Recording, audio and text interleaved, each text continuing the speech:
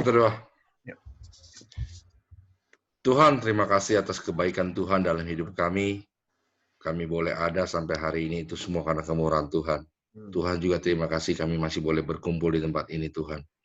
Tuhan, sebentar kami akan belajar Bible study, kami belajar lebih dalam lagi mengenai firman Tuhan. Tuhan berikan kami hikmat supaya kami dapat mengerti firman-Mu. Dan Tuhan jadikan kami tanah yang subur supaya setiap firman yang tinggal di dalam hati kami boleh berbuah.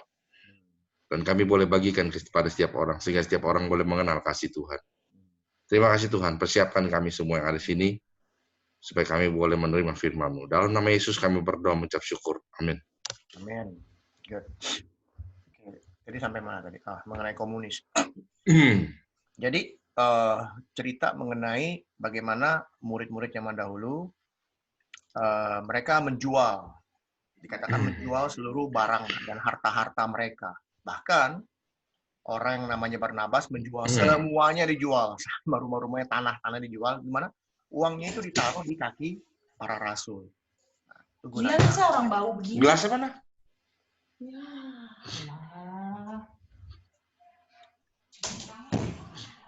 tujuannya apa? Tujuannya untuk membantu para janda, para anak-anak yatim piatu, atau mungkin membantu orang sama-sama, rame-rame gitu loh. Jadi uang hasil sama-sama itu dikumpulin untuk membantu orang-orang sekitar, ya, sosialnya, itu bantuan sosialnya. Jadi itu salah satu bentuk komunis zaman dulu, bilangnya komunis kuno. Nah itu yang mau dipakai sama Karl Marx sebenarnya, tapi disalahgunakan sama orang. Nah yang salah gunain siapa? Biasanya begini, segala sesuatu yang datang dari Tuhan, ada yang mau nyontoh, ada yang mau bikin kopinya. Si setan. Pokoknya Tuhan bikin apa, setan mau bikin juga. Itu selalu, sampai detik hari ini. Gitu. Dia mau copy. Nah, kalau Tuhan bikin sesuatu, itu pasti yang bagus. Kalau setan dia mau bikin kopi yang jelek. Supaya apa? Supaya apa yang manusia lihat itu bukan yang bagus, bahkan tapi yang jelek. Gitu. Itu salah satu bentuk komunis zaman dahulu. Oke. Oke, hari ini kita mau belajar mengenai apa ya bilang? Mungkin saya mau mengatakan bahwa ini adalah bicara mengenai gembala yang baik. Oke.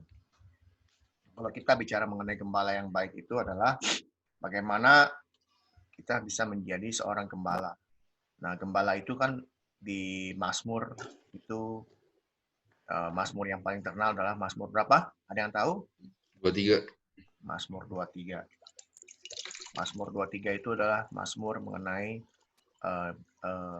gembala. Gembala yang baik yang ditulis oleh Raja Daud. Oke. Nanti kita akan bahas itu. Tapi sebelumnya kita mau lihat bagaimana reaksi orang-orang terhadap siapa itu Yesus. Reaksi orang-orang bertanya-tanya, apa itu namanya, kenapa Yesus mau datang ke dunia ini? Mungkin pertanyaan yang paling klasik adalah dari teman-teman seberang kita, saya nggak perlu sebut, tapi kebanyakan teman-teman seberang kita, saudara-saudara seberang kita, mereka yang bertanya, di mana di Alkitab dibilang bahwa Yesus itu adalah Tuhan. Dia ngaku, saya ini adalah Tuhan. Ada nggak di Alkitab yang menyatakan bahwa, nih, saya adalah Tuhan. Yesus ngomong, nih saya Tuhan, sembahlah saya. Ada nggak di Alkitab? Ada nggak Alkitab yang menyatakan Yesus ngomong mulutnya sendiri, nih saya Tuhan. Nih saya nih Tuhan, sembah saya. Ada nggak? Ada. Hah? Ada. Ada di mana ya? Hah? Lupa. Ada. Nggak, sebenarnya pakai perumpamaan ada. Cuman ngomong langsung itu nggak ada. Karena zaman itu kalau dia langsung ngomong, urusannya bisa dirajam pakai batu.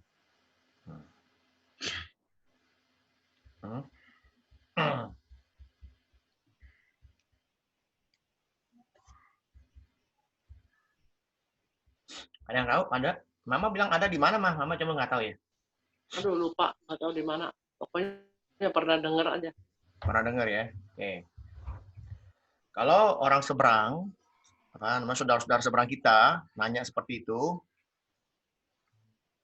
jawabannya memang tidak pernah ada. Tidak pernah ada Yesus mengatakan bahwa saya ini Tuhan, sembahlah saya.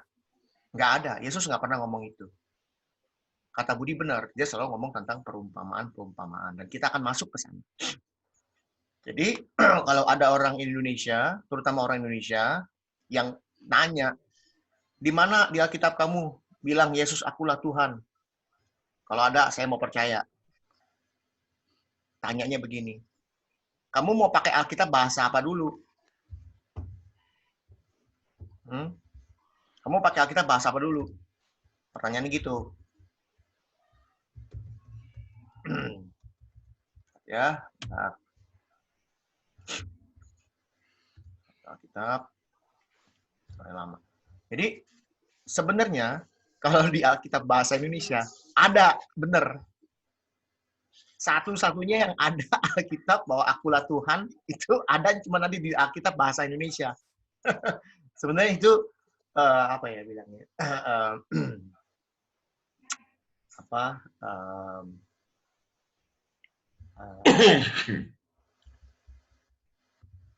Bahasa apa? Bahasa Greek. Bahasa Greeknya itu nanti saya kasih tahu. Nah, kita masuk dulu ya. Kita lihat dulu. Di mana ada ayatnya? Nih, saya kasih lihat ayatnya. Bentar ya. Share screen mana? Makanya kalau orang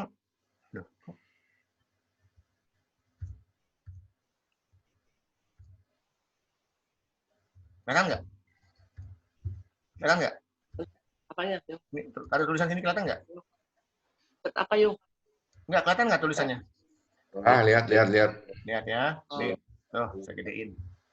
Coba siapa namanya Mabel, ahli baca, ayo. Baca, Bel.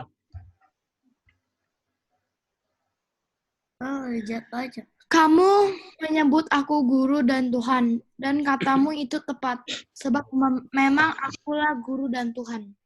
Nah, lihat. Akulah guru dan Tuhan. Satu-satunya bahasa di Indonesia, apa Alkitab yang menyatakan akulah Tuhan, ini cuma ada di bahasa Indonesia. Ingetin 13:13, Yohanes 13:13, langsung buka. Apa? Kalau ada, kamu mau percaya nggak? Gituin. Kalau ada, kamu mau berubah nggak? Kalau mereka tantang kita, tantang balik. Ada satu-satunya Alkitab yang menyatakan bahwa akulah Tuhan, cuma ada di Alkitab bahasa Indonesia.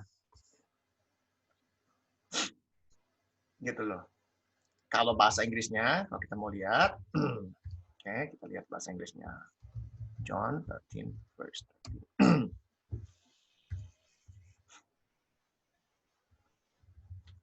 Oke, besarin ya.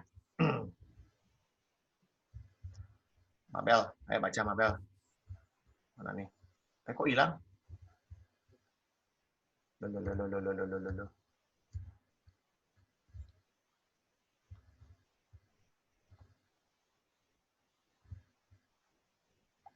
Bel, baca Bel. Mana? Oke. Mana? Wastafel.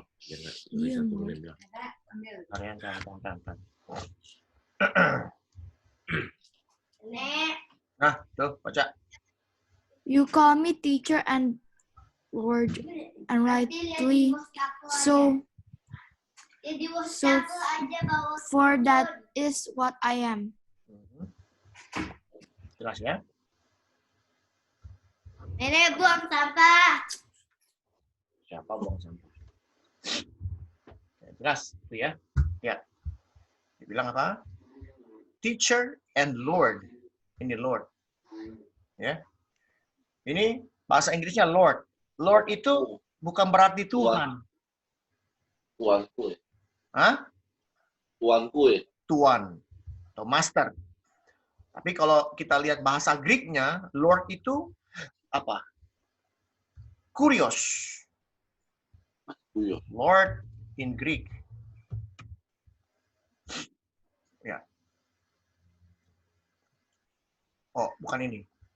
Yang pasti, mana tuh? Nah, kurios. Ini bukan Tuhan. Oke? Ini. Yang mulia kali. Ini bukan kurios, ini theos. Ini T-E-O-S. Ini theos. Theos artinya Tuhan. Bisa Tuhan, bisa harusnya bukan Lord, Master. Kurios. Kurios. Ya, ini K-U-R. R ini bentuknya kayak P. I-O-S. Oke, kurios. Kebetulan saya udah lulus bahasa Yunani, jadi saya bisa baca. Saya lulus dengan gilang gemilang bahasa Yunani. Udah mau nangis baca ini, tapi nggak ngerti, percuma. Tapi bisa baca, yang penting bisa baca. Jadi kita ngerti sedikit-sedikit mengenai bahasa asli Yunani. Bahasa Yunani gampang, bahasa Yunani itu gampang. Alpha, beta, gamma, delta itu semua lengkap. Ada phi, ada gamma, itu segala macamnya. Ada berapa karakter. Jadi itu bisa dibaca. Dan bacanya juga gampang seperti bahasa Indonesia, cuman kita mesti tahu karakternya. Gitu loh. Oke, jadi artinya master, tuan, kurios. Jadi di sini kamu menyebut aku guru dan Tuhan. Maksud Tuhan di sini bukan Tuhan, di sini harusnya tuan. Makanya kembali lagi bahasa Indonesia itu harus kita selidiki dengan baik sehingga kita tidak salah interpretasi. Interpretasi apa? Tidak salah mengartikan apa itu firman Tuhan. Supaya jelas. Kenapa? Ada yang tahu? Ini yang ngomong siapa? Ada yang tahu cerita ini? Bagaimana kalau Yohanes itu di Yohanes 13. Yohanes, betul. Tapi kan Yesus bilang kamu menyebut aku guru. Nah, siapa kamunya ini siapa? Gitu loh. Bagaimana kalau kita lihat dari ayat semuanya aja ya, kita lihat. Ini nggak ada hubungannya ini apa, tapi kita belajar ya, belajar. Nah, ini kegedean kali ya. Yung jangan itu yung hancur, letakin ke kiri.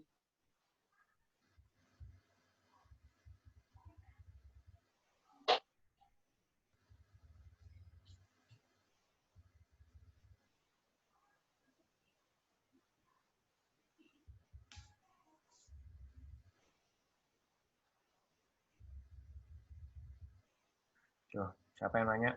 Petrus. Tuhan. Di sini bukan Tuhan, Master. Oke.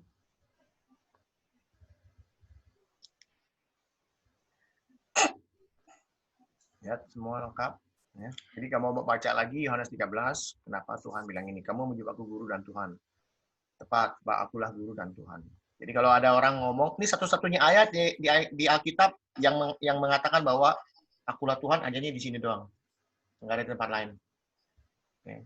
Saya juga nggak sengaja tadi nemunya gitu loh. Kadang-kadang ada saudara-saudara kita dari seberang suka bertanya-tanya yang pertanyaannya itu dibilang konyol sih enggak, tapi mereka ingin tahu. Tapi setelah mereka tahu, satu masalah, mereka tidak mau mengakuinya. Gitu loh. Kenapa mereka nggak mau mengakuinya? Karena apa?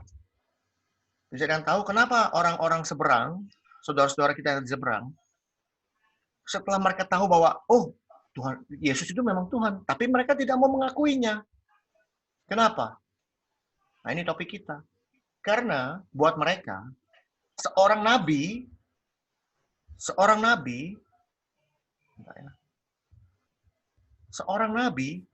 kalau sampai disalibkan, itu adalah hal yang paling memalukan buat mereka.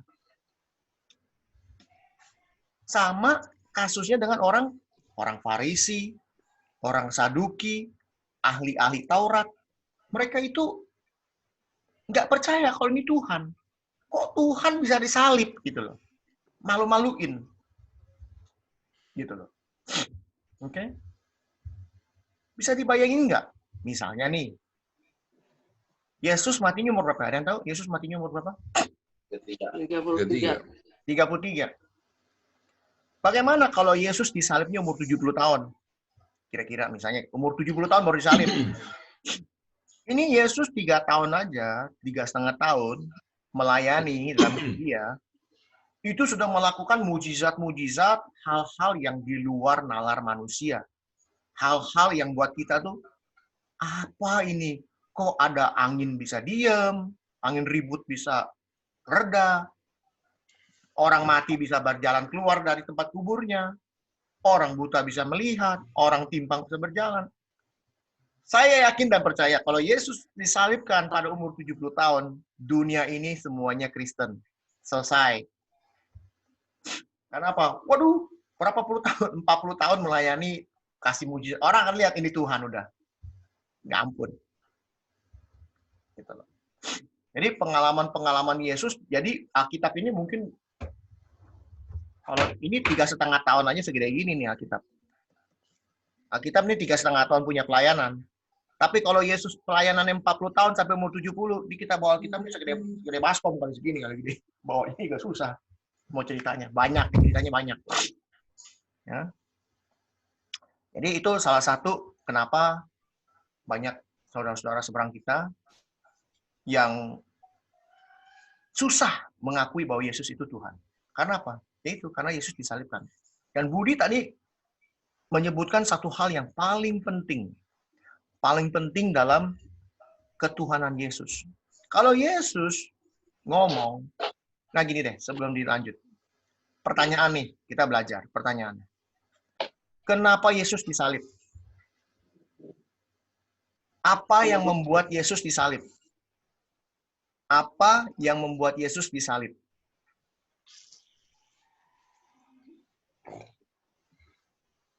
Menebus dosa manusia. Ya tahu, maksudnya itu kan tujuannya. Tapi ada satu Penyebabnya hal, ya penyebab Yesus disalib. Kenapa? Apa? Menghujat Allah. Menghujat Allah. Dituduh menghujat Allah. Oke, itu benar tapi nggak 100% benar. Udah benar. Benar lah 100%, tapi lebih detail, lebih jelasnya lagi gimana? Dia lebih disembah daripada raja. Kenapa? Dia lebih disembah daripada raja. Di mana ayatnya? Dia lebih disembah dari raja. Nebak-nebak aja. Oh. Kira-kira. Yung dasar lebun Kaivan. Coba ada yang tahu? Mabel siapa? Ini Sen gimana Sen, kepala doang ya kan, kepala si Sen ini. Dulu karena dengar cerita begitu, justru gara-gara ditangkap, gara-gara banyak orang yang mengikuti dia. Ya tahu, tapi ayatnya di mana kalau dia bilang kalau dia disembah lebih dari raja? Ayatnya. Ada yang tahu? Mabel tahu nggak? Kenapa? Bacanya belum habis itu. Nah, ayo apa? Ada nggak yang tahu?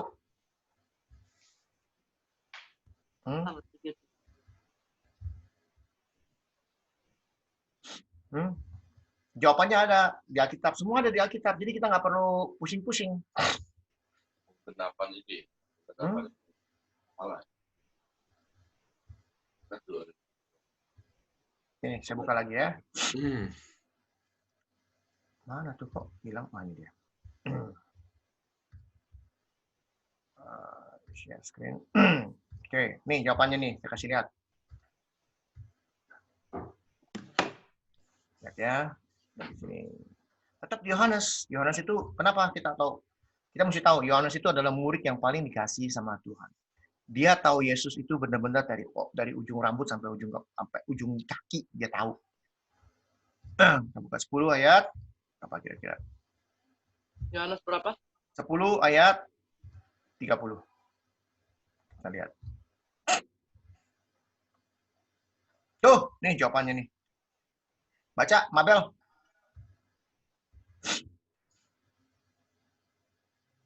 Aku dan Bapak adalah satu. Artinya apa? Saya, me, and Jesus. Itu bahasa Inggrisnya, bukan artinya apa. Aku dan Bapa adalah satu, artinya apa? Semua apa ya? Aku dan Tuhan. Aku dan Tuhan. Oke, ya. Oke, siapa tuh yang ngomong barusan? Aku dan Tuhan. Cike. Oke, ayo terus. Oke, ngomong apa? Aku dan Tuhan apa? Apa? Berdua.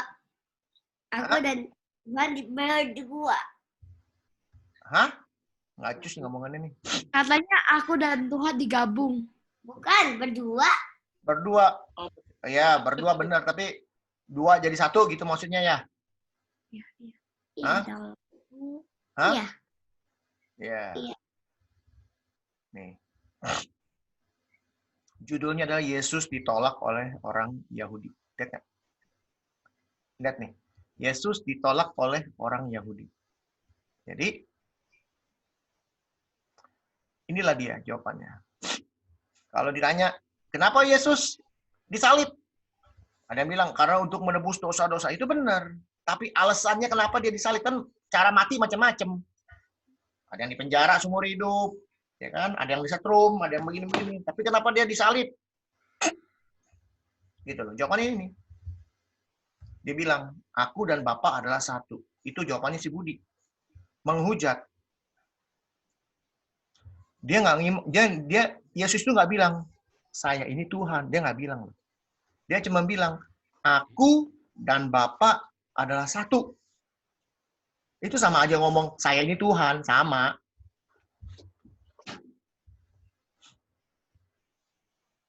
Itu yang membuat Yesus disalib. Langsung, hari itu juga, ini harus dihukum mati. Harus dihukum mati. Itu alasannya. Kalau dia ngomong, saya ini Tuhan, hari itu juga dilemparin batu. Hari itu juga. Okay. Jadi kita belajar. Nah, lalu banyak juga saudara-saudara kita, atau bahkan orang-orang yang tidak percaya Tuhan, atau orang sekelas pendeta. Mama udah ngantuk, Maya, matanya meremelek. Coba gini dulu, dikit. Biar segar. Ya. Sebetulnya, Syung, Ya. itu agama sebelah. Kalau dia mau nanya, kenapa Yesus? Coba lu sebutin, apa buktinya Yesus Tuhan? Kita bisa balik tanya, lu tahu gak kenapa Yesus disalib? Lu tahu belum dasarnya apa Yesus disalib? Itu bagus kasih mereka. Dasar apa? Jadi bicara secara hukum. Dasar hukumnya apa Yesus disalib? Coba lu cari yang benar. Dasar hukumnya kenapa Yesus salib? Salahnya apa? Tuduhannya apa Yesus salib? Cuman satu. Dia menyamakan dirinya dengan Allah. Betul. Itu buktinya. Itu dia. Buktinya apa? Dia disalib. Dia menyamakan dirinya dengan Allah. Itu aja simpel. Itu tuduhan itu sebenarnya adalah menjawab dia bukan sembarangan. Tapi kembali lagi. Orang sudah diberitahu, bahkan Yesus sendiri yang ngasih tahu. Ini Tuhan sendiri yang ngasih tahu. Tetap aja mereka nggak mau percaya. Dan itu sudah ada satu yang menggelitik gue tadi. Sebenarnya gue jadi mau nanya. Ya boleh. Betul juga. Kenapa Yesus masa tugasnya cuma sampai 33 tahun, nggak sampai 70? Kalau lu bilang 70 semua orang jadi Kristen, kenapa dia nggak sampai 70 ya? Disalibnya gitu kasarnya. Tetap disalib. Cuman maksudnya kenapa cuman sampai 33 ya? Sebentar amat, 3 tahun lagi pelayanannya ya kan? Ayo. Kenapa nggak sampai umur 70 gitu? Ya. Pertanyaannya kenapa nggak diperpanjang gitu? Karena cuma 3 tahun gitu. Why? Why cuma 3 years gitu? Bud, gue pernah tanya sama lu kan, Yesus dari umur 12 tahun sampai umur 30 kemana dia? Nah, itu pertanyaan klasik. Pertanyaan bukan hanya pertanyaan si Yung, pertanyaan orang-orang macam-macam itu. Pertanyaan Ya, bahkan pertanyaan nggak ada ceritanya dari umur 12 sampai setelah dia 12 sampai umur 3 tahun setengah dia sebelum disalib kan dia nggak ada ceritanya itu kemana? Kemana? Menurut lu di mana? Kemana? Tahu justru gue nanya. Ya makanya, lu kan tahu 12 tahun. Dia dari 12 tahun sampai 30 tahun. Kalau menurut si Brigus, dia ke India. Siapa bilang? Ligus. Siapa? Ligus. Hah? Gue punya teman di Ligus. Bali. Hah? Dia ke India katanya. Tanya dong, ayatnya di mana? Dia nggak tahu justru. Dia nggak tahu, ngapain ngasih tahu kita? Orang nggak tahu masa ngasih tahu kita? Kita nggak ada ayatnya, nggak ada ceritanya kan. Justru. Hah? Jadi kalau menurut itu di mana tuh? Kan nggak ada ceritanya dari umur 12 sampai dia sebelum 3 tahun setengah disalib, dia kemana? Kemana? Ada ceritanya nggak di Aduh, coba kita lihat dulu. Ya, nih, coba kita share screen dulu. Jadi segala sesuatu itu, makanya inilah gunanya kita belajar. Itu pertanyaan yang bagus. Kemana Yesus dari umur 20, berapa? Umur 12 sampai umur 33. Ada yang bilang ke India. 20 sampai umur 20, ah? Kenapa? Ya, sampai umur 29 setengah ya? Ya umur 30 lah ya, anggaplah ya. Kak, Lukas, ayat berapa nih? Coba kita lihat, buka 2. Bener nggak? Buka semua. Lihat.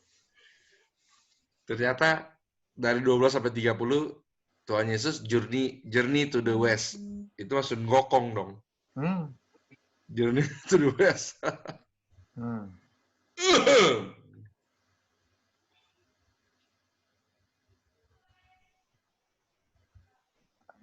Apa nih? Tuh, nih tulisannya Yung baca nih. Yesus. Baca gue, kelihatan. Ya nih, baca nih ya. Nih, Lukas berapa nih? Ini perikopnya nih, bacain nih. Coba siapa Mabel yang kencang suaranya biar Papak Yung bisa dengar. Yesus pada umur 12 tahun dalam bait Allah. Mantap, siapa yang baca barusan? Mabel? Iya dong, kalau baca mesti gitu kenceng. Yesus 12 tahun umur ada di mana? Bait Allah. Bait Allah. Oke? Yesus bait. Ya. Nih jawabannya Yung. Nih jawabannya nih. Depan mata nih Yung. Harus tahu ya. Di mana Yesus? Kalau mau tahu di mana? Nih jawabannya. Kalau ada yang nanya di India, ya referensinya kasih gue supaya gue percaya. Lu ngomong Yesus ke India. Kalau nih referensinya ada, ya gue percaya. Oh enggak, Yesus ada di Afrika. Makanya orang Afrika punya gambar Yesusnya hitam. Kasih ini. Gimana referensinya? Ada nggak? Kalau ada, ya kasih tahu biar saya percaya. Lalu bilang, oh Yesus kemana lagi? Ke Cungpo, pakai yang begini tuh, yang bunyi itu, yang kupingnya begini-gini kan? Jadi kayak orang Cungpo gitu kan, orang Chinese. Ya referensinya mana? Ada nggak? Kalau ada, ya boleh kasih saya biar saya percaya juga. Misalnya, misalnya Yesus dari umur 12 sampai 33 ke India, ke Cina, ke mana lagi? Ke Afrika, ke sini, ke sana, ke sana. Emang nggak boleh? Gitu loh pertanyaannya, emang nggak boleh dia mau ke sana? Ya boleh aja. Pertanyaannya negara Afrika zamannya Yesus ada nggak? Pertanyaannya zaman India ada nggak itu tahun 2000 apa zaman Yesus India? Di mana petanya? Lalu referensinya buku-bukunya mana?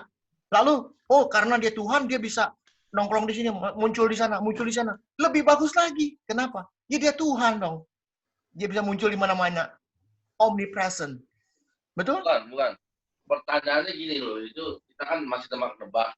Orang bilang begini, bilang itu, justru saya mau tahu kemana yang benar. Yang benarnya kemana. Nah nih, besok-besok ada siapa namanya tadi? Gus apa? Gus Dur apa? Gus. Bigus. Beli. Gus. Oke, ini bilang beli Gus. Nih, saya udah dapat jawabannya nih. Nih, baca. Siapa namanya Mabel yang kenceng? Tiap-tiap tahun orang tua Yesus pergi ke Yerusalem pada hari raya Paskah. Kasih tahu saya artinya apa? Every year. Kalau bilang arti, jangan bilang artinya bahasa Inggrisnya apa. Bahasa Cinanya apa ya, bahasa Mandarinnya apa jadinya begitu. Ya. Kalau ngomong ini, contoh nih. Contoh nih. Papak Budi makan ayam goreng 12 bakul. Artinya apa?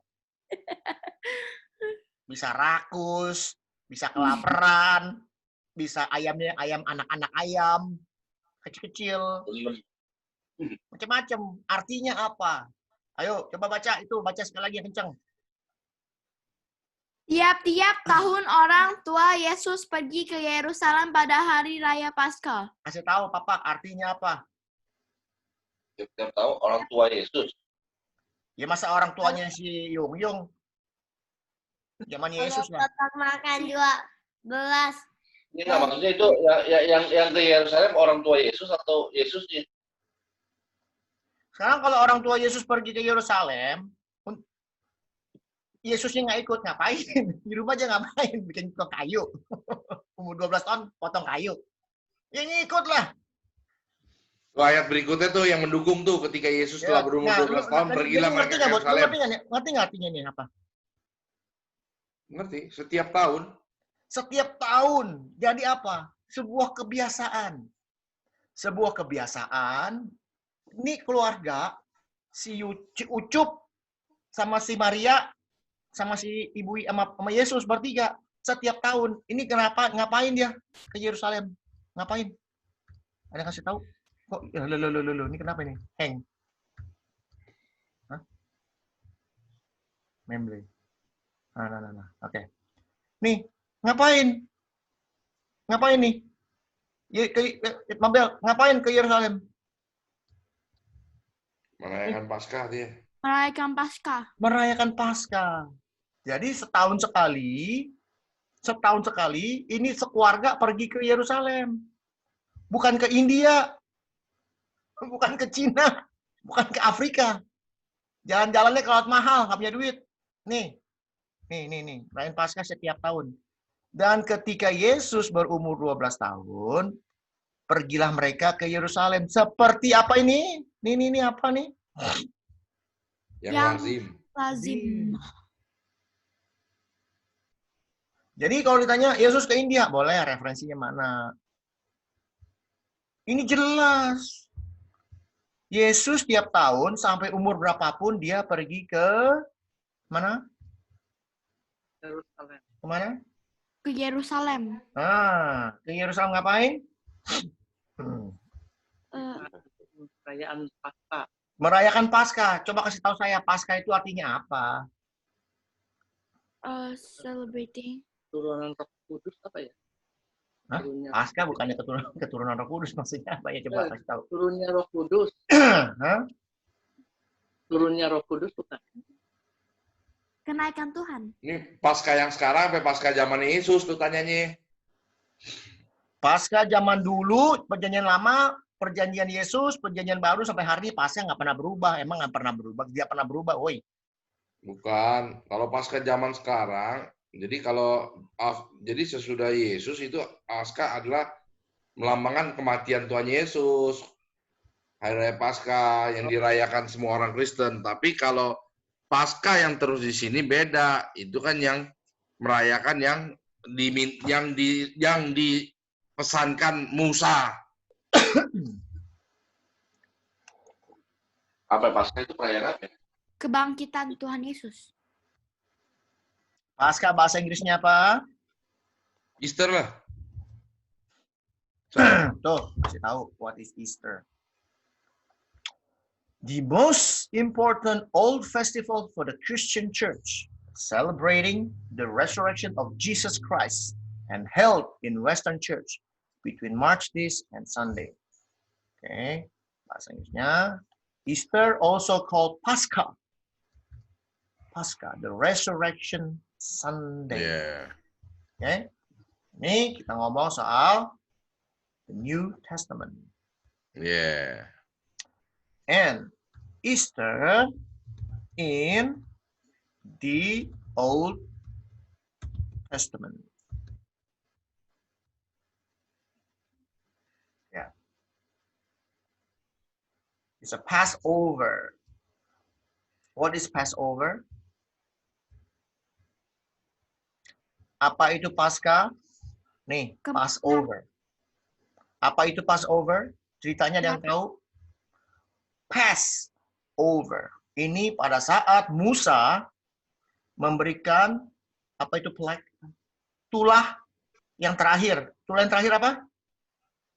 Anak sulung mati. Anak sulung mati.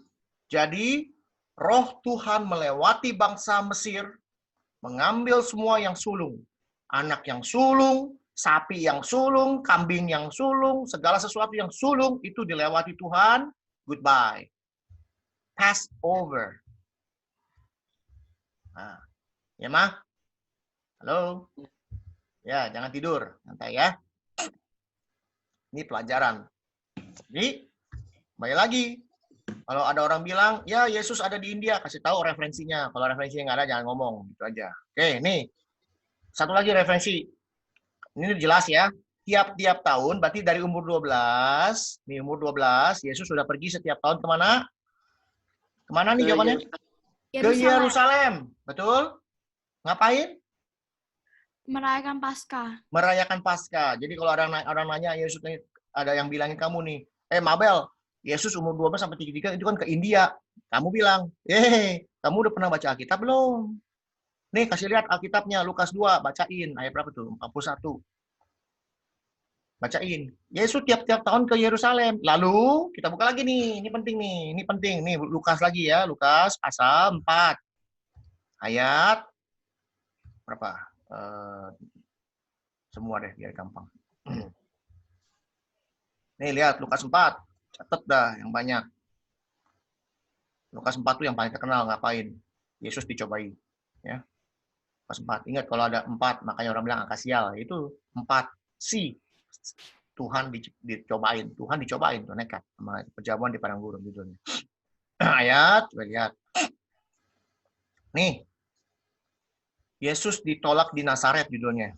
Ya. Ingat nih. Baca, Mabel, yang dibiruin, yang kencang suaranya. Ia datang ke Nazaret, tempat ia dibesarkan, dan menurut kebiasaannya, pada hari Sabat ia masuk ke rumah ibadat. Ulang. Yang kencang. Ia datang ke Nazaret, tempat ia dibesarkan, dan menurut kebiasaannya, pada hari Sabat ia masuk ke rumah ibadat. Oke. Ada yang bisa kasih tahu artinya apa?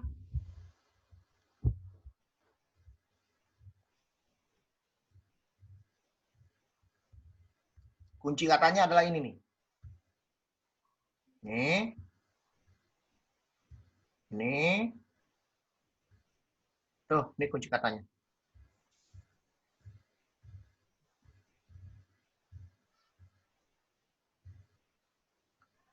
Jadi Yesus nih, kebiasaannya, orang kalau bilang kebiasaan apa? Hobi. Hobinya ngapain? Ke gereja. Yes. Ya, zaman dulu bilangnya nggak gereja, bilangnya rumah ibadat. Ke gereja. Ya hobi, hari Sabat. Hari Sabat, hari apa? Ingat waktu itu? Minggu atau Sabtu?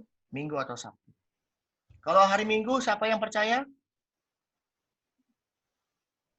Semuanya. Oke. Kalau hari Sabtu, siapa yang percaya? Orang Yahudi. Betul.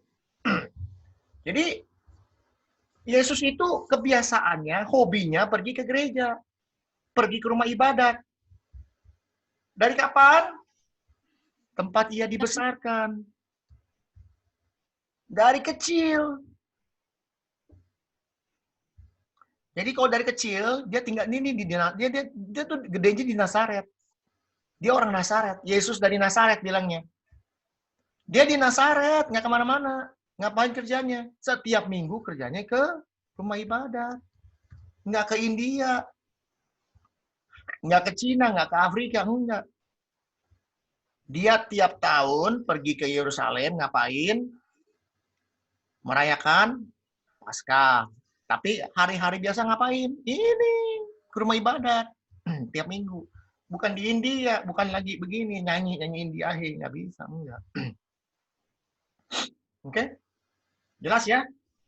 Pertanyaan yang bagus ya. Pertanyaan yang sangat bagus, jujur.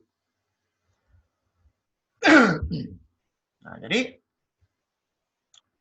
kita nggak mana-mana nih hari ini nih. Jadi belajar tentang ini nih. Bagus nih kalau ada ini namanya Bible Study. Kalau Bible Study itu ada pertanyaan. Pertanyaan itu kalau bisa kita jawab sama-sama. Jadi jelas. Supaya kita kalau ditanya orang, referensinya mana?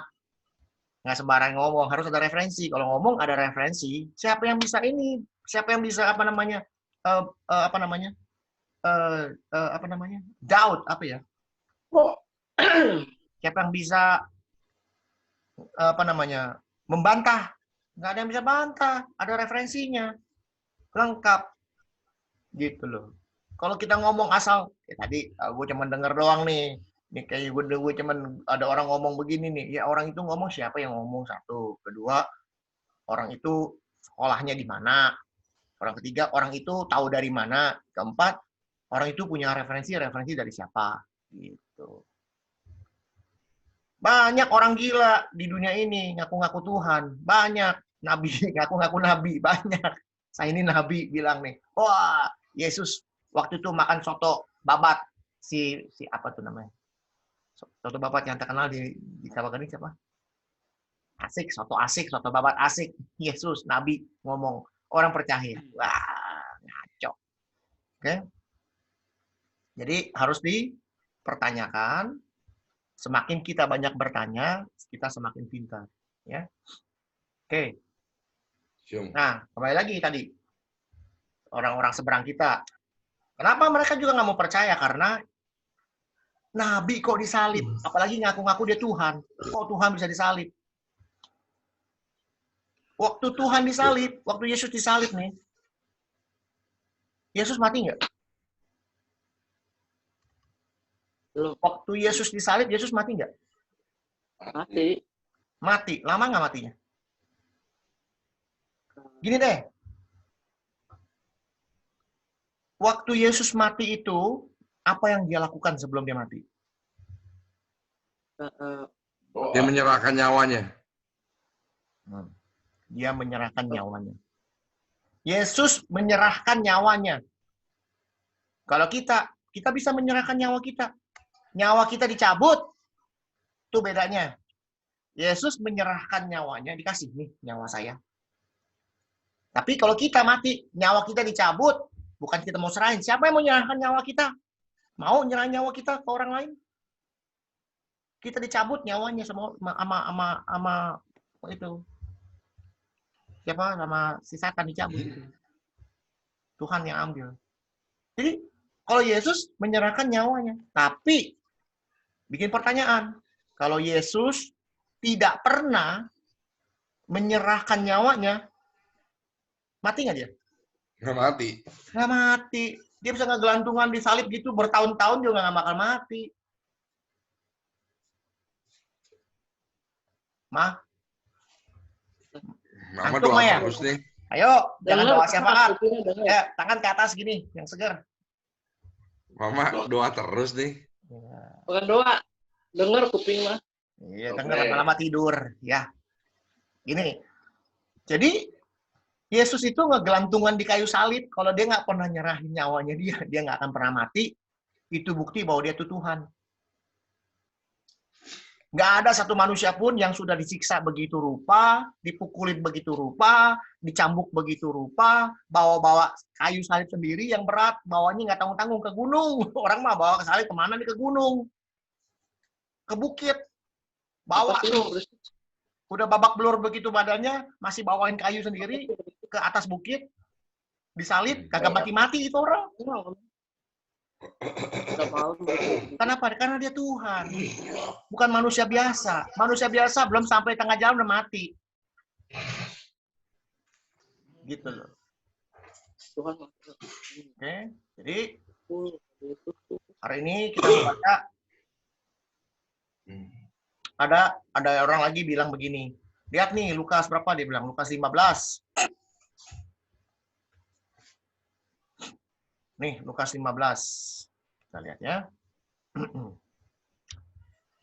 15. Di dalam Lukas 15 ada 3 perumpamaan. Nah, banyak orang bilang, mana Yesus disalib? Nah, adanya cuma ngomong soal nih perumpamaan-perumpamaan. Perumpamaan apa satu? Perumpamaan tentang domba yang hilang. Yang kedua adalah perumpamaan tentang dirham yang hilang. Ada yang tahu dirham itu apa? Dirham. Apa bahasa Indonesia dirham apa? Ada yang tahu nggak dirham? Kita dari dulu sekolah nggak pernah tahu dirham itu apa. Kita main iya aja. Tapi dirham itu apa? Mama tahu dirham? Nggak tahu. Nggak tahu. Udah lama jadi orang Kristen nggak tahu dirham. Udah lama baca Dirham. Alkitab. Oh, ilham kayak Itu ilham, lain sama dirham. Ilham. oh, Dia bukan ilham, dirham. Ini loh. Ilham itu pemikiran. iya pemikiran. Apa itu dirham? Tahu Hmm? apa namanya dirham? Ya dirham itu apa? Kan banyak perumpamaan tentang dirham yang hilang. Nggak tahu dirham apa. Tentang domba yang hilang. Domba nggak ada yang tahu lagi ntar. Domba tahu kan? Tahu. Perumpamaan tentang anak yang hilang. Ini Lukas 15 ini benar-benar chapter yang agak unik. Kenapa? Di dalam satu chapter ini ada 3 cerita. Cerita tentang apa? Tentang itu. Anak yang Dirham itu hilang. koin perak. Hai? Dirham itu koin perak. Nah, koin perak. Duit Cien. perak. Duit. Tuh, koin. Cien. Kawin perak ya. Duit. Itu duit koin. Bukan kawin perak. Bukan koin perak. Duit apa uang ya. Ya, uang koin. Iya, uang perak, betul. Uang perak, betul. Nih. Cien, Mak. Cien. Nah, Iya. lihat. Lukas 15 itu ngomong soal apa? Domba yang hilang. Koin yang hilang. Anak yang hilang. Semuanya hilang. Tuh, anak yang hilang. Tapi yang hilang apa? Domba. Koin. Anak. Ya, ini nanti jadi satu pertanyaan. Kenapa dipakai 3 ini? Tapi kalau mau lihat lagi ceritanya, lihat. Para pemungut cukai dan orang-orang berdosa biasanya datang kepada Yesus mendengarkan dia. Oke, ini penting. Baca Mabel yang kenceng. Lagi coba. Yang dibiruin. Para pemungut cukai dan Coba Keke katanya mau baca. Coba Keke baca. Saya tahu. Ayo Keke baca Keke. Yang kenceng. Ayo baca Keke yang kenceng. Tadi mau baca. Ayo. Ayo cepetan. Keke mau. Cepetan. Ayo Keke, pelan-pelan Keke. Cukai dan orang-orang berbosan dia biasanya datang kepada Yesus untuk mendengar dia. Nah, pinter tuh bacanya tuh. Good. Good. Ayat yang mana sih, Syung? Ini 15, 1. Jadi Yesus dalam hidupnya, siapa yang mengelilingi dia?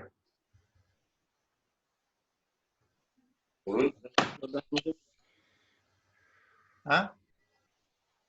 Ya. Murid-muridnya. Murid-muridnya. Apa? Ngelilingin. Ya, yang ngelilingin dia siapa? Betul, murid-muridnya. Terus kalau dia lagi datang gitu ke satu tempat, yang ngelilingin dia siapa? Ya murid-muridnya ahli Taurat. Ini jawabannya ini dibiruin ini. Mana sih, Syung? Ini yang dibiruin ini loh. Gue bingung mana sih, nggak nongol, Syung. Nggak nongol. Salah gue. Lu baca apa di depan sarang? Ini loh. Hah? Ini loh. Bentar. Ini yang gue biru ini.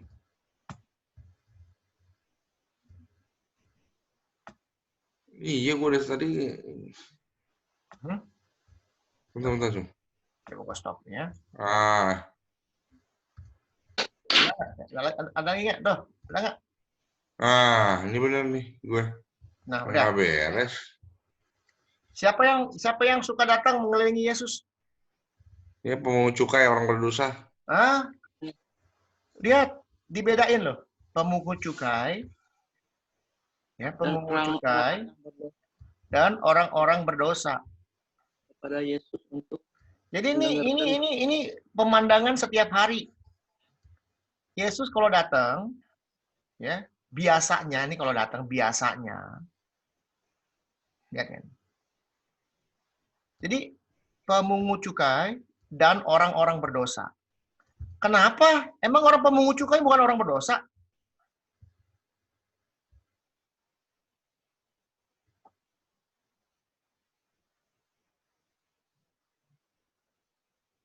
Hmm? Hmm?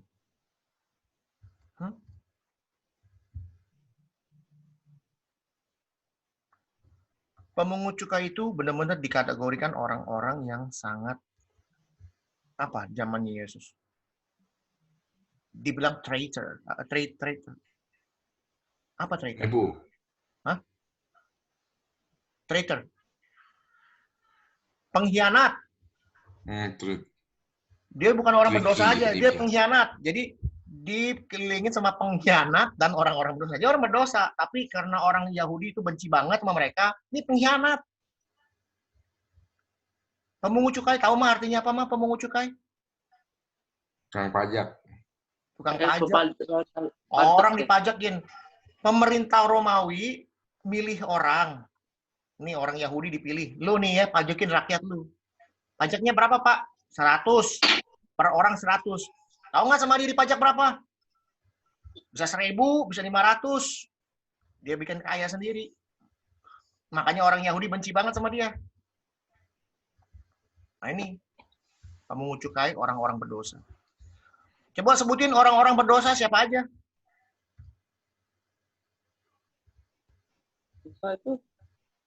Orang-orang berdosa siapa aja? Pemungut cukai sama Ya, orang-orang berdosa tuh siapa aja? Orang Farisi yang ahli-ahli Taurat. Dan orang-orang berdosa siapa aja? Orang berdosa, orang Farisi, Ya. ahli-ahli Taurat. Oke. Nih. Orang Farisi sama orang-orang ahli Taurat, orang Saduki, dia bilang apa? Ia menerima orang-orang berdosa. Kalau dia bilang ia menerima orang-orang berdosa, berarti ini manusia tidak berdosa. Mereka merasa dirinya tidak berdosa. Ini loh, ini dua orang ini nggak pernah merasa dirinya berdosa.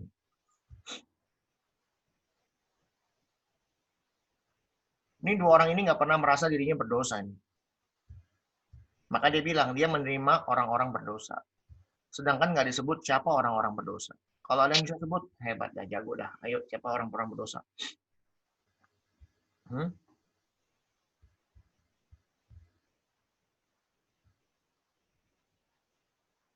Orang-orang berdosa itu yaitu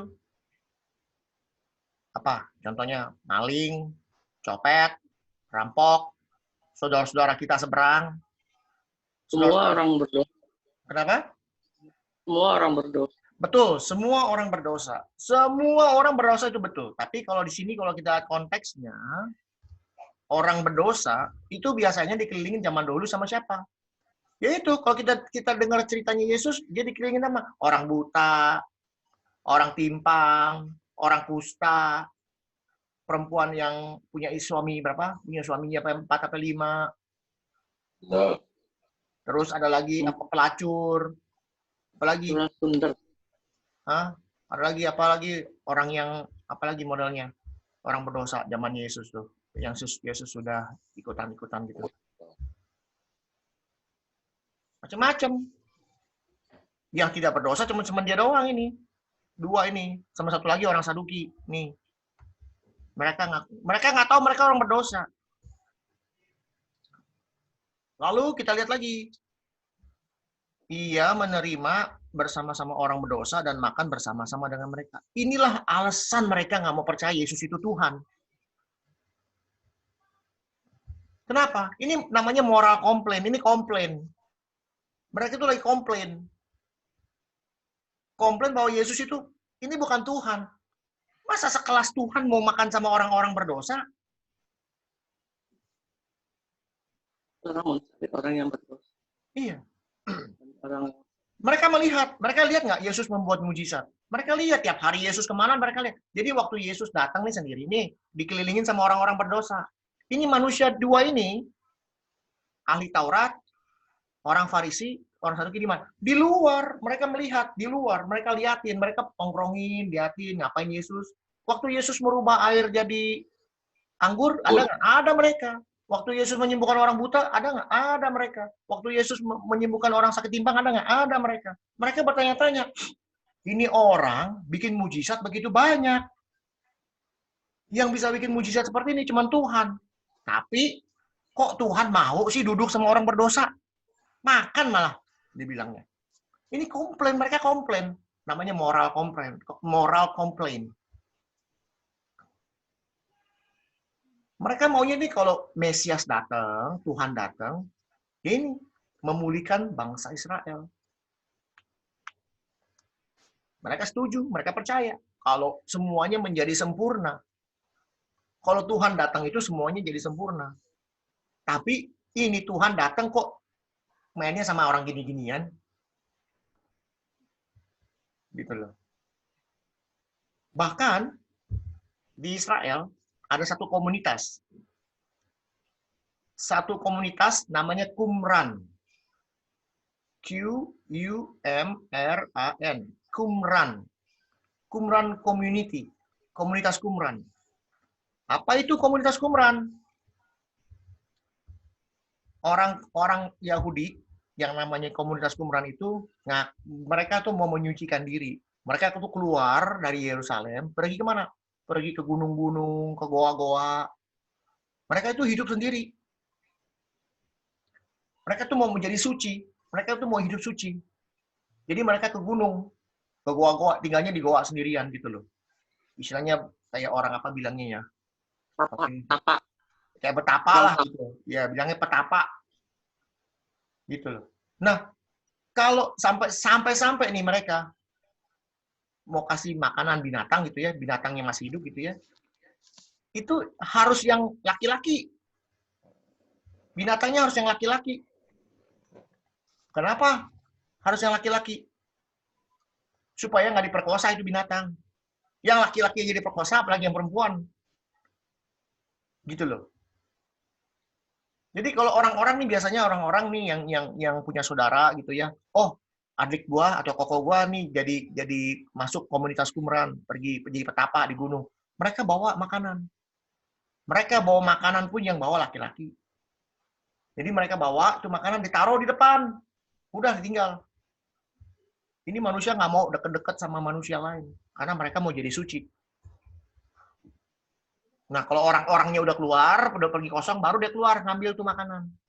Udah kayak binatang, bukan kayak manusia jadinya. Gitu. Nah, orang-orang Farisi, orang Saduki itu nggak percaya sama manusia-manusia gini. Mereka tuh nggak percaya juga. Gitu, ada hal-hal seperti itu. Jadi menurut orang Farisi sama orang-orang mereka nih, si Farisi, orang ahli Taurat, Saduki ini ya. Buat mereka suci itu bagaimana lu berinteraksi, bagaimana kita berinteraksi dengan orang lain. Itu buat dia suci. Jadi kalau saya menolak orang-orang berdosa, saya menolak orang Yahudi ya, orang Farisi itu kalau kesentuh sama orang yang berdosa, wah, cuci tangan. Makanya waktu mereka berdoa, mereka menghadap ke atas ya kan, Tuhan, nih saya udah melakukan ini semua, ini itu untuk Tuhan. Sedangkan orang berdosa ngapain berdoanya? Sampai menunduk ke tanah, minta ampun, pukul-pukul dada, Tuhan saya orang berdosa. Mana yang diterima Tuhan?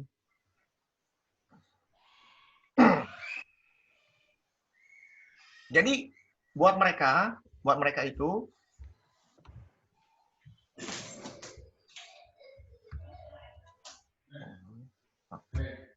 itu ini loh.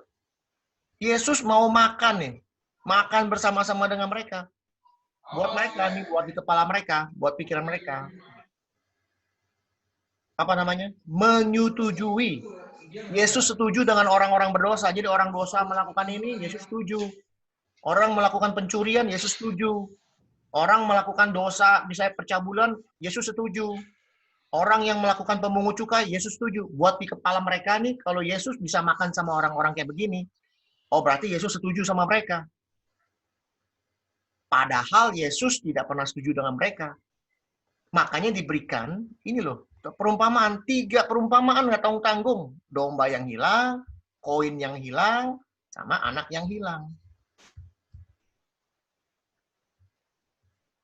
Kalau domba yang hilang, Yesus bicara mengenai bagaimana nih, siapakah di antara kamu yang punya 100 ekor domba, dan jikalau ia kehilangan 1, yang 99-nya ditinggal.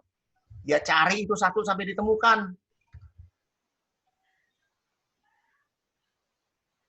Dicari ini sampai ditemukan. 99-nya ditinggal, dicari 1. Nah, kalau 99-nya toto datang binatang buas makan dia. Habislah 99, tinggal 1 yang dia pegangin dicari.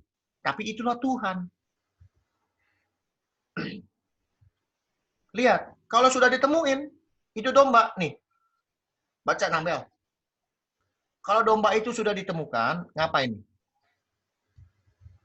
Dan kalau ia menemukannya, ia meletakkannya di atas bahu dengan gembira. Jadi dombanya di atas mana? Ditaruh di mana? Bahunya. Bisa kasih contohnya gimana? Coba. Pakai bantal. Bantalnya gua pakai bantal guling. Pakai bantal. Bantal itu domba. Ayo coba taruhnya gimana? Di bahunya.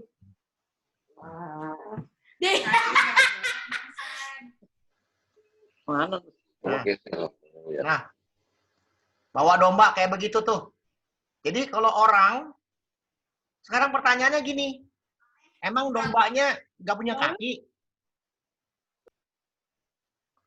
Domba nih hilang, kabur nggak tahu kemana, dicari sama si gembalanya. Pas udah ketemu, kan sifat domba gimana? Sifat domba itu mendengar apa? Mendengar suara gembalanya. Ini ada cerita. Ada 3 gembala. 1 gembala punya 1000 domba. Gembala A. Gembala B punya 1000 domba. Terus gembala C punya 1000 domba. Nah, ini 3 gembala ngumpul jadi 1. Nah, ada 3000 domba. Semuanya sama, warnanya sama, bentuknya sama. Ngumpul 3000 domba, ngumpul, makan rumput, makan. Dombanya ngobrol, gembalanya ngobrol, bertiga ngobrol-ngobrol aja. Ini 3000, gembalanya pusing, yang mana domba gua? Ini di 3000 domba semua sama bentuknya. Si gembalanya cuma bilang, domba lu yang mana? Domba lu yang mana? Enggak gitu. Mereka ngomong, bisa bertiga nih, misalnya saya, Budi, Mas Yandi, gembala. Ngobrol bertiga, dombanya makan. Enggak ada ngobrol gini. Domba lu yang itu yang gimana? Enggak ada. Mana yang tahu domba itu gitu banyak.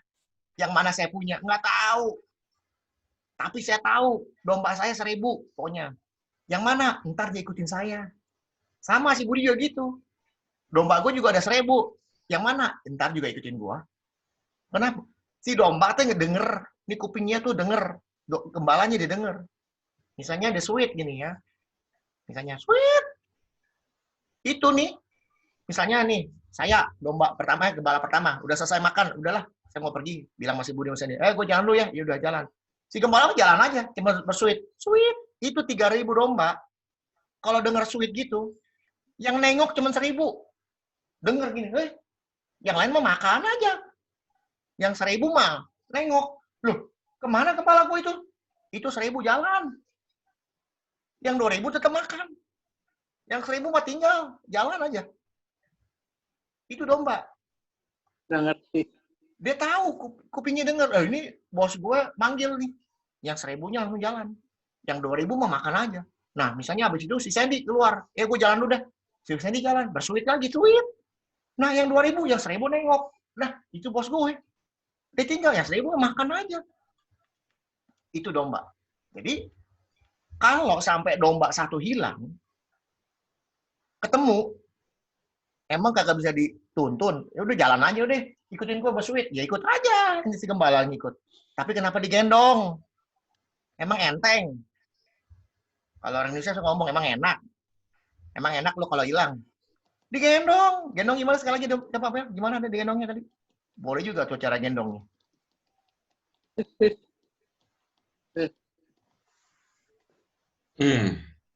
Oke, misalnya itu domba ya. Gendong gitu ya. Nah, sekarang gini, kamu jadi gembala kan ya. Gendongnya seperti ya, jangan dilempar dulu. Jangan lempar dulu, pegang dulu. Nah, misalnya itu domba ya. Lihat nih sama Bel, kasih peragaan ya. Coba gendong. Dombanya gimana tadi?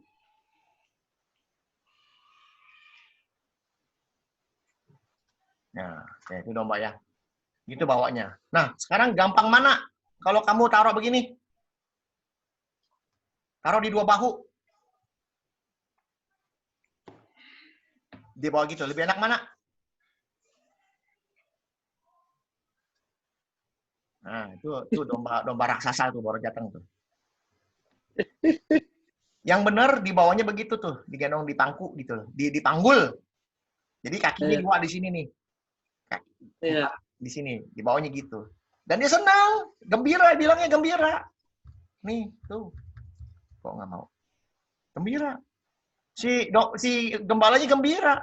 Padahal ketemu satu, dia lupa 99 lagi nungguin dia. Nih. Tuh, gembira, dia bilang gembira tuh. Digendong dengan gembira. Dia senang ketemu dombanya. Dia lupa 99-nya ada berapa itu, dia nggak mau tahu. Kenapa digendong? Emang kagak bisa jalan? Emang nggak punya kaki? Ya, akur lagi. Hah? Dan ada satu lagi sifat domba. Sifat domba. Ini sifat domba sama kayak kita. Kenapa kita disebut domba? Domba kalau udah hilang, nih kalau udah hilang nih, dia nih kalau udah hilang, misalnya dia ada di batu gitu ya, dia diam di situ. Itu domba kalau hilang diam, berisik. Itu domba berisik. Berisik apa? Nangis. Ngowek-ngowek mulu lu, berisik. Itu kalau domba udah berisik, manggilin siapa? Manggilin beruang, manggilin serigala, manggilin macan, manggilin singa. Itu tuh binatang-binatang buas pasti datang. Wah, makanan enak. Makanan nganggur lagi. Dan lucunya lagi, dia kalau hilang, dia nggak kemana-mana, dia diem. Udah mulutnya berisik, dia diem. Itu serigala kalau datang depan mata dia nih, depan mata dia datang, dia nggak akan lari. Dia diem. Itu domba. Makanya dicari sama si gembala. Dia tahu. Ini domba kalau sampai hilang, udah pasti mati punya urusan. Kenapa? Itu, dia diem aja. Udah di depan mata nih, serigala depan mata, dia diem aja, nggak lari. Enggak. Artinya apa? Kita manusia. Dosa di depan mata nih, udah di depan mata, bukannya lari, diem aja. Makan dia apa? Diikutin, dosanya ngapain? Ikutin aja. Maka Yesus tahu, kita harus digendong. Dia seneng kalau kita datang kembali lagi, dia seneng diambil, digendong sama dia. Supaya kita tuh nggak lari lagi, nggak kemana-mana. Karena kita cuma bisa diem aja, udah nggak usah ngapa-ngapain, kaku. Ini tentang domba yang hilang. Jadi, lihat. Sambungannya lagi. Mana nih? Kok nggak jalan? Halo? Nah ini. Dia bilang apa? Demikian juga aku berkata kepadamu. Nah, bukan itu aja nih. Setelah ketemu, dia pulang ke rumah. Dia panggil teman-temannya. Tetangga-tetangganya ngapain? Bersukacitalah bersama-sama dengan aku. Sebab dombaku yang hilang telah kutemukan. Jadi bikin pesta. Dombanya satu ketemu bikin pesta. Nih domba gua satu hilang, ketemu pesta dia. Masih tahu orang-orang. 99 dombanya komplain nggak? Ya kumaha komplainnya. Orang domba kok, kambing gimana kok komplain? Embe-embean, rame-rame. Enggak kan? Nah, jadi demikian juga aku berkata kepadamu, akan ada sukacita di surga. Karena apa? Karena satu orang berdosa, nih si domba nih, domba tolol yang hilang, kita manusia nih bertobat, ditemukan lebih daripada sukacitanya karena 99 orang benar. Ini jelas nih. Ini nabok orang nih. 99 orang benar yang tidak memerlukan pertobatan. Ini nabok orang Farisi, nabok orang ahli Taurat. Lu orang benar kan, nggak perlu bertobat. Nggak penting buat Tuhan. Karena lu nggak pernah mau bertobat. Tapi karena kalau lu cuma satu bertobat, nih, sukacita di sorga. Satu orang berdosa, kalau orang Farisi tahu dia orang berdosa, dia bertobat. Satu sorga nih, yang namanya satu sorga nih bersukacita. Pesta besar. Hah? Pesta besar di surga. Ini 99 nih orang-orang yang merasa dirinya benar. Nah, zaman sekarang ini, orang Farisi sama orang ahli Taurat itu siapa? Zaman sekarang ini, ahli Taurat itu siapa? Orang Farisi itu siapa? Saya akan stop sampai di sini, karena kepanjangan. Ini saya bisa ngomong ini sampai besok pagi. Saya akan potong. Jadi, tiga cerita di dalam Lukas 15 itu tentang domba yang hilang, koin yang hilang, dan anak yang hilang. Kalau kita mau ngomongin anak yang hilang, itu panjang lagi. Kenapa? Anak yang hilang, ada berapa anak yang hilang? Mabel 3 dari mana, Mabel? Anak yang hilang ada berapa? 1. Ya, kita bilangnya anak yang hilang. Anaknya satu anak. Tapi kalau bahasa Inggris lebih jelas. Kembali lagi kita mesti belajar. Mumpung udah mau habis nih, saya kasih lihat. Ya, supaya jelas. Bahasa Inggrisnya apa?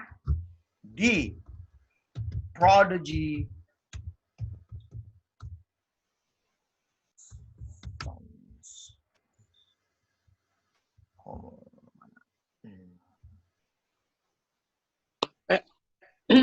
Bible. Monosok.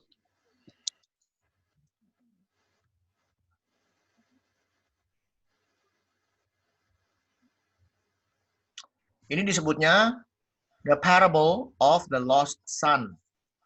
Jadi anak yang hilang cuma satu anak hilang. Padahal anaknya ada 2. Ya, tapi kalau aslinya lagi, kalau mau lihat,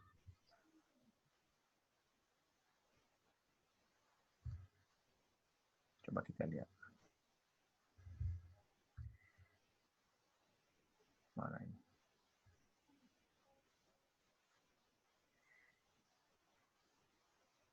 Ini banyak orang nih ngajarin nih ya, sampai bahasa Inggris juga suka konyol nih.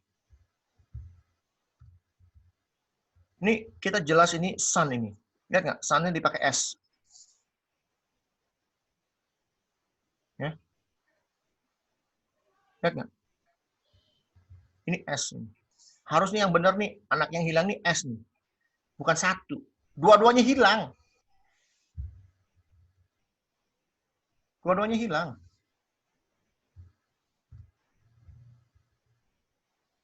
Nih.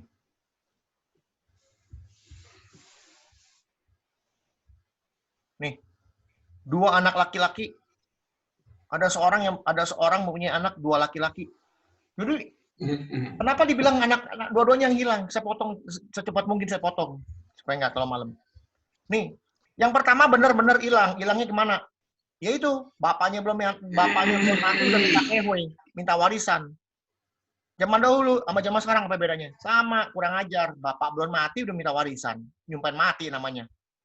Bapaknya baik, kasih warisannya. Dihabisin, difoya-foyain. Udah foya-foya, miskin hidupnya, sampai makan makanan babi. Ya kan? Singkat cerita, si anak mikir, gue di sini makan babi aja nggak mau makan. Gue makan karena gue lapar.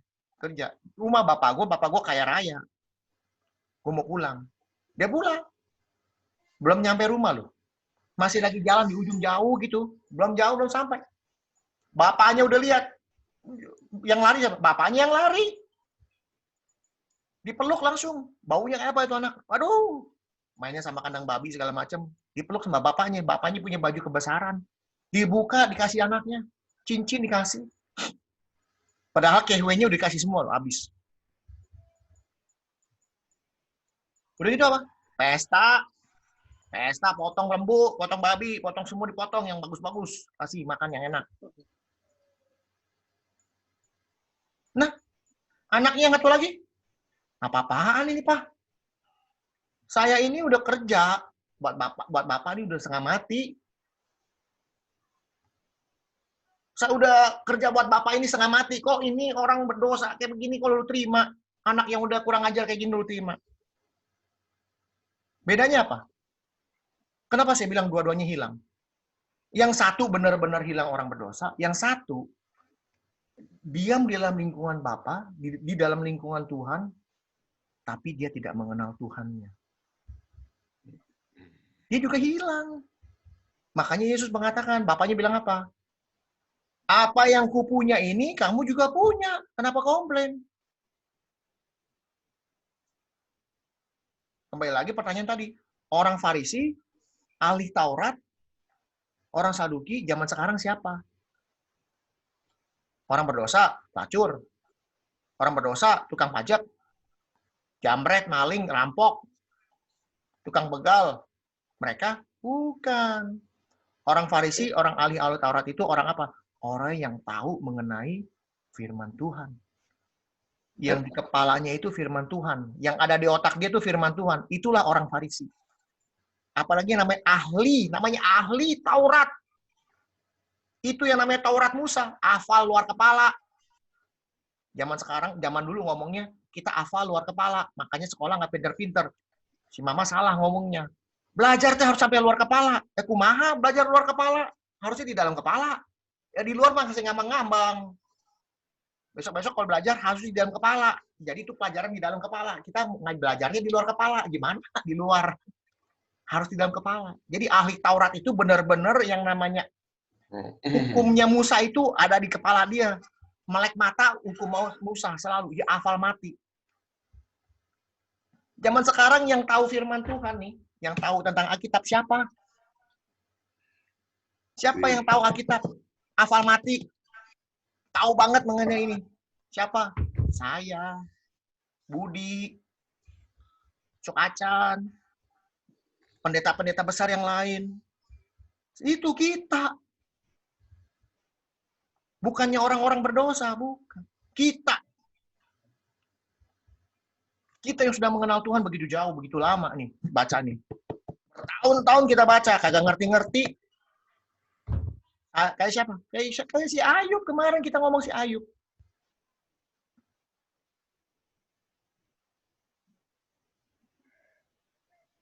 Jadi cerita ini hanya untuk orang seperti kita.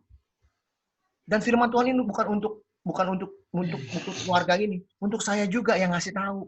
Supaya saya sadar, saya harus mengenal Tuhan saya itu siapa. Saya sudah menerima warisan itu. Walaupun saya hidup benar. Bukan berarti saya menjadi seperti yang anak kedua tadi. Apa-apa nih, orang berdosa. Justru kita harus mengasihi orang-orang berdosa. Seperti Yesus. Yesus dikelilingin orang berdosa. Itulah kita punya tugas. Mengasihi orang-orang berdosa. Di Indonesia terutama, saudara-saudara kita yang tidak mengenal Tuhan. Saudara-saudara kita dulu. Ada nggak saudara-saudara kita yang tidak mengenal Tuhan? Banyak. Banyak. Kalau udah bisa, kita akan keluar di luar lingkungan saudara-saudara kita. Siapa misalnya? Sekarang kita lagi nggak suka dengan misalnya saudara-saudara seberang kita. Karena apa? Mereka mau membunuh kita. Mereka mau menyakiti kita. Jangan takut.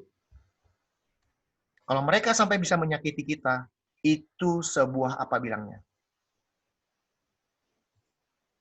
Sebuah kesempatan untuk bisa menjadi terang buat mereka. Untuk menjadi saksi buat mereka. Seperti Petrus. Petrus mau disalib. Waktu Petrus mau disalib, dia bilang apa? Saya nggak ini nih. Saya nggak terima saya disalib seperti ini. Kenapa? Tuhan saya disalib begini. Saya harusnya lebih jelek dari ini. Jadi Petrus matinya disalibnya terbalik. Dibalik salibnya, kepalanya di bawah. Kenapa dia bilang? Saya nggak sesuai ini. Saya disalib begini, saya nggak boleh sama dengan Tuhan saya. Nggak layak. Nggak layak. Jadi kita harus belajar mengasihi setiap orang, semua orang, terutama orang-orang berdosa. Itulah target audiens kita. Target kita adalah orang-orang yang berdosa. Target kita bukan orang-orang yang sudah Kristen. Target kita bukan orang-orang yang sudah mengenal Tuhan. Bukan.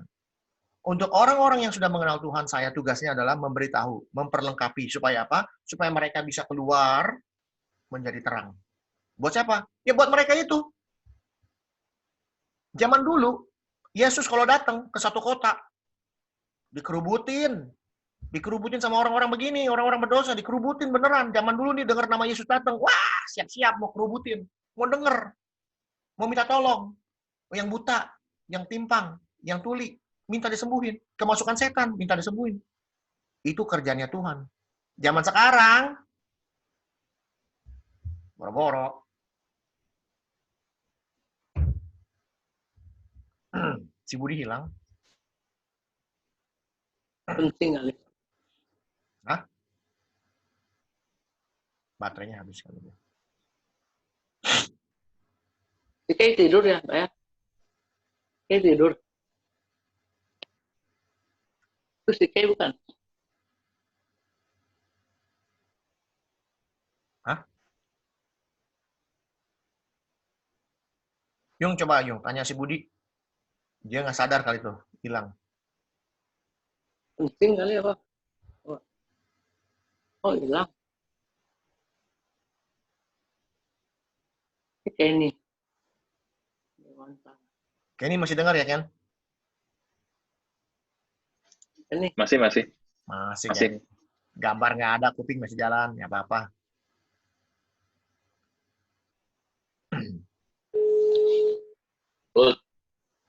Putus kok itu nih. Lu nggak nyambung itu.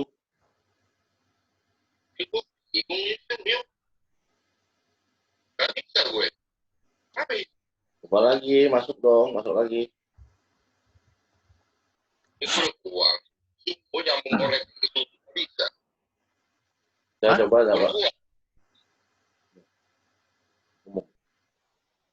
Oh, iya.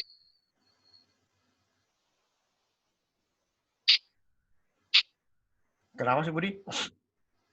Tuh, yang mau jatuh cuma. Tekan lah, jangan gitu doang. Iya. Suara saya jelas, Ma, ya? Iya. Ya, Bud. Bisa lah, Bud? Bud? Woi. Bisa nggak? Lagi dibenerin, Yung. Yung. Kenapa? Nah, tadi di rumah kecetrek listriknya, jadi wifi-nya mati. Ini sekarang lagi nyalain lagi listriknya. Oh, wifi-nya mati. Kok bisa kejepret ya? Tadi sampai mana, Bel? Papa ngomong sampai mana, ingat nggak? Sampai Artinya apa tuh gini tuh? Pusing?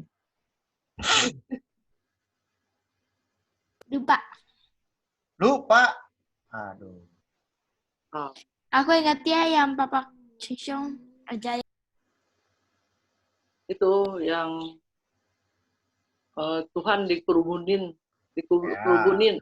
Tuhan dikerumunin sama orang-orang. Orang-orang berdosa. Yang buta, Iya. orang-orang yang Berdosa. lumpuh, Ya, jadi orang-orang kalau zaman dulu Yesus dikerumunin orang-orang kayak begitu.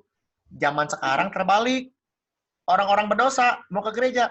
Aduh, saya mah malu ke gereja. Saya mah orang berdosa, malu. Terbalik sekarang. Saya belum waktunya, saya ke gereja belum waktunya.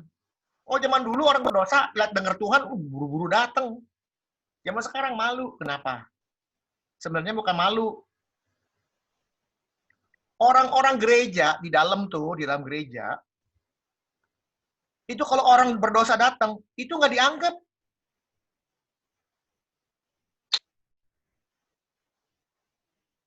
Nggak dianggap sama sekali.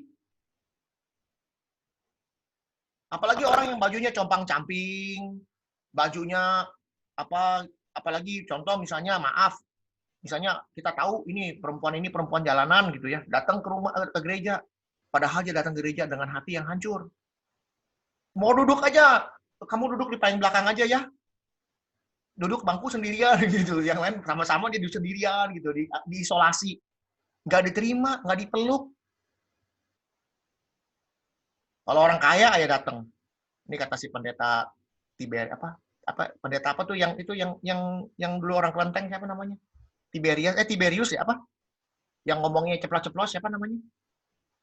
Yang itu, Yang kasih papa mukanya. ya orang Kelenteng, yang Ya, orang Kelenteng dulu. Iya. Siapa sih namanya? Pendeta siapa? Bukan Hidayat, satu lagi. Bukan. Ada yang tahu nggak? Sen, siapa namanya, Sen? Pendeta siapa? Pokoknya tahu dah. Yang bekas Theo. Theo apa? Pak Theo.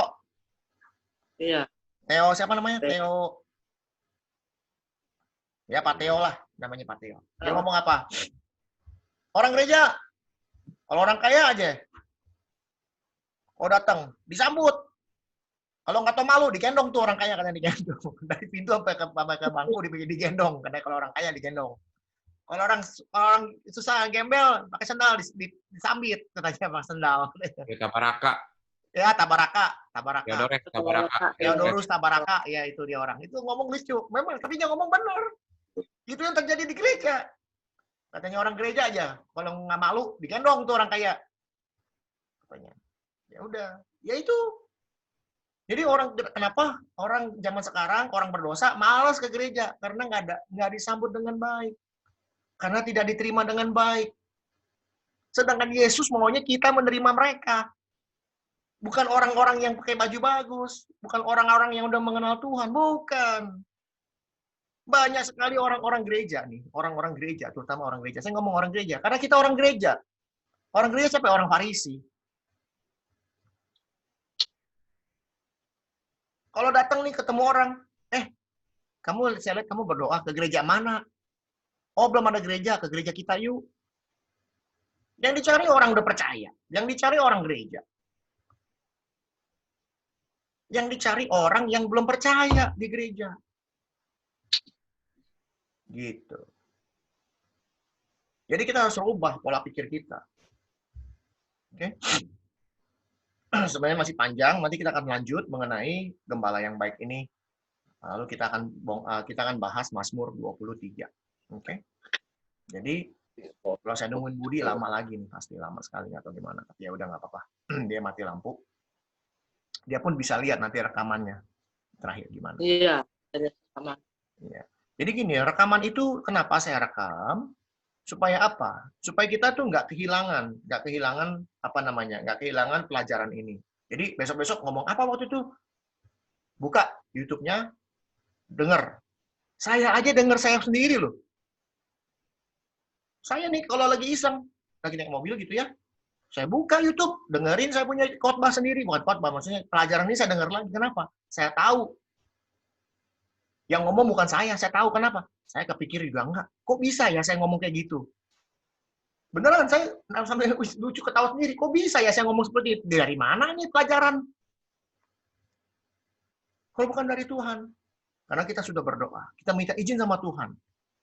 Supaya Tuhan yang berkarya, bukan saya. Saya mah cuma speaker. Saya cuma alat. Tuhan mau ngomong apa? Saya tadi pagi sudah berdoa, Tuhan mau ngomong apa hari ini? Saya udah siapin. Makanya tadi ngomongnya kesana kesini kesana, terus ada pertanyaan Yung, pertanyaan Mabel segala macam, ada pertanyaan. Nah itulah Bible Study.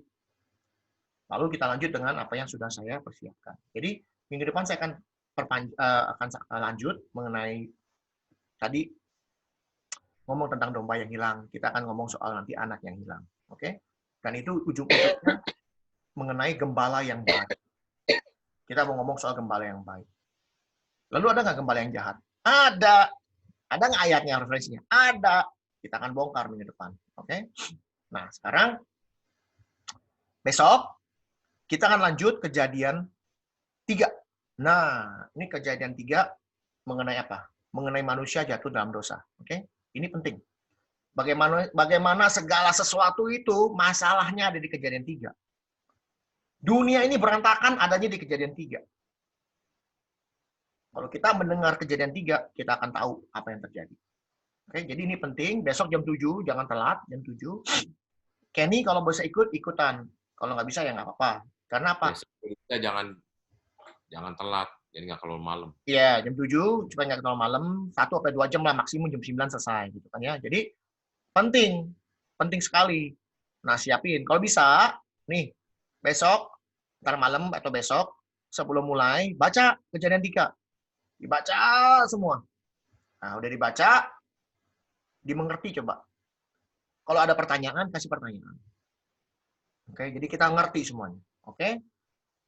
Oke, jadi saya rasa selesai. Udah agak malam ya. Udah jam berapa sekarang? Hampir jam 9. Oke, jadi saya mau kasih kesimpulan bahwa kita mengenal siapa Tuhan kita. Kita sebagai domba, kita harus tahu. Kuping kita harus dengar siapa itu Tuhan kita. Kita harus mengerti. Oke? Supaya kita nggak tersesat. Kita tersesat pun Tuhan akan cari kita. Sampai kita kembali dan bertobat. Terus, kedua adalah kita mau melakukan apa yang Tuhan Yesus lakukan. Yaitu, kita harus mengasihi sesama kita. Kita harus mengasihi orang-orang yang berdosa. Orang-orang yang ngaku dirinya, orang-orang yang sudah pintar lah, orang-orang yang sudah mengenal Tuhan lebih lama lah, pendeta, gembala sidang, atau pengajar-pengajar seperti saya, pengajar-pengajar sekolah minggu, itu tidak lupa, harusnya mereka lebih mengasihi yang lain. Mereka harus lebih mengasihi orang yang tidak mengenal Tuhan. Oke, kita mau menundukkan kepala, kita mau berdoa. Bapa di dalam surga, kami mengucap syukur, berterima kasih atas firman yang Tuhan sudah berikan kepada kami. Kami mengucap syukur Tuhan memberikan kasih sayang Tuhan kepada keluarga kami.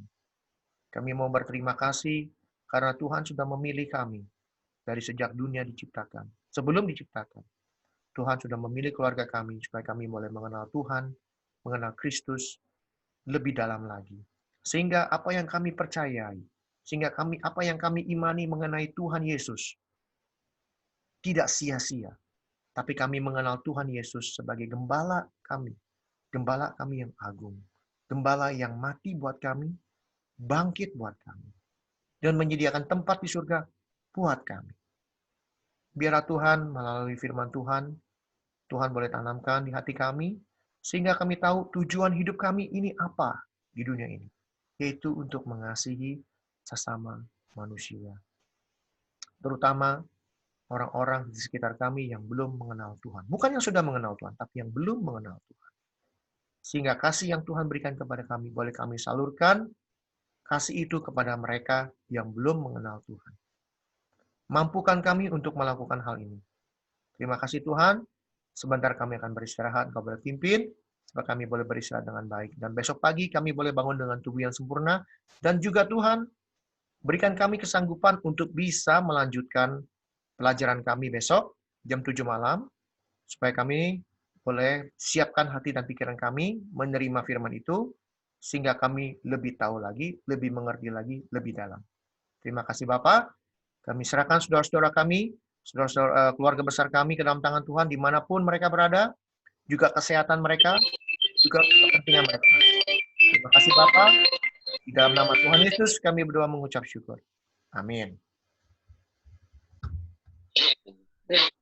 Hah? Kenapa? Tadi? Hah? Udah doa. Barusan udah selesai. Nanti lu kan ada di YouTube. Nanti yang kehilangannya itu bisa baca, lu bisa dengar lagi di YouTube. Ya sorry Syum, mati lampu, jadi wifi gue error. Ya nggak apa-apa, nggak masalah, itu nggak penting kok. Jadi bisa ini. Jadi besok jam 7 siapkan, baca firman Tuhannya Kejadian 3. Nah, Kejadian 3, saya ulang lagi, Kejadian 3 itu ayat yang paling penting. Kenapa? Itu Kejadian 3 asal-muasal dunia berantakan. Bapak mau lempar-lempar. Ya, asal-muasal dunia berantakan di ayat 3. Jadi kalau kita baca ayat 3, kata per kata, lihat artinya apa. Besok kalau ada pertanyaan, kasih saya pertanyaan. Supaya apa? Kita semua bisa jawab sama-sama. Saya bukannya Google. Bisa jawab semua. Saya kadang-kadang juga buka Google. Maksudnya apa? Saya udah tahu di kepala saya, tapi maksudnya apa? Referensinya apa? supaya kita belajar sama-sama, kita pintar sama-sama. Supaya kita jelas dan kita nggak sia-sia belajarnya. Banyak orang jadi orang Kristen nggak tahu apa-apa. Oke? Itu aja. Ada pertanyaan sebelum kita selesaikan? Ya anyway kita udah selesai. Kalau ada pertanyaan, misalnya pertanyaan mengenai yang tadi cerita tentang domba yang hilang lah, anak yang hilang.